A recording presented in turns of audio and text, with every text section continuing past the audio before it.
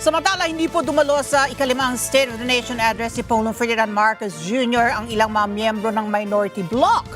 Nagsuot po din sila ng itim na damit sa pagbubukas ng second regular session bilang simbolo raw ng kilalang protesta sa panggigipit sa mga kasamahan sa minorya. Detalye sa report ni Mar Gabriel.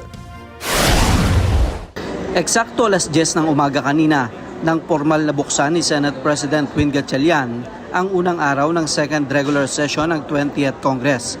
Present ang 21 senador maliban kina Senator Jingo Estrada at Senator Rodante Marcoleta na nakakulong sa BGMP facility sa Payatas at si Senator Ronald Bato de la Rosa na nagtatago sa harap ng banta ng ICC warrant of arrest. Kapansin-pansin naman na nakasuot ng itim na damit ang ilang minority senators, kabilang si Senate Minority Leader Senator Alan Peter Cayetano, Senator Pia Cayetano, Senator Amy Marcos at si Senator Loren Legarda. Ayon kay Senator Amy, bahagi ito ng kanilang pagluluksa para sa bayan at protesta para sa patuloy na panggigipit ng administrasyon sa mga kasamahan nila sa minority bloc. Hindi rin siya dumalo sa ikalimang State of the Nation address o SONA ng kapatid na si Pangulong Ferdinand Marcos Jr. Samaan loob namin dahil pinagkukulong, kinakasuhan ang minority. Yun lang, parang hindi ko kaya eh. Hindi rin dumalo sa SONA si Senate Minority Leader Alan Peter Cayetano at kapatid na si Senator Pia. Bahagi daw ito ng kanilang protesta sa administrasyon. Ako, mas preference ko siguro panoorin na lang sa TV. Baka mas komportable din yung administrasyon that way, and it's my simple way of protesting pati sa pagblabla. Unlike in 1986-87 na ramdam talaga na may question of democracy. Ngayon, syempre it's more of poverty, economy at saka yung corruption.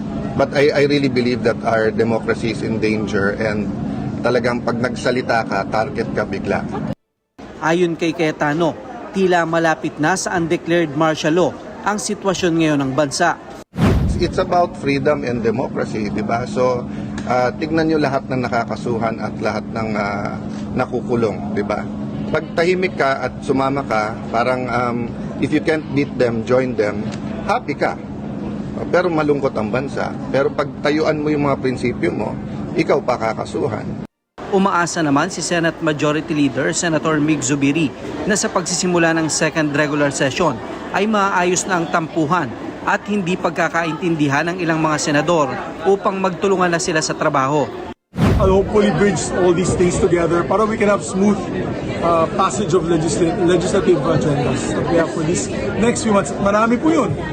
We're looking at passing about 20 to 25 measures in the next 3 months. So, while tackling the impeachment, kaya medyo naming trabaho. Sa kanyang opening address, tiniyak naman ni SP Win Gatchalian ang kahandaan nilang magtrabaho para ipasa ang mga nakabinbing batas, lalo na yung mga makakatulong sa pagpapalakas ng ekonomiya.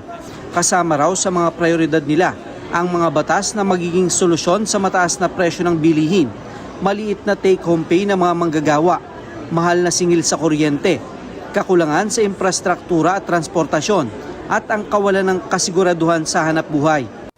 Let us build an economy worthy of the strength of our people, one where work provides security, daily needs are within reach, and the fruits of growth are felt in every Filipino home.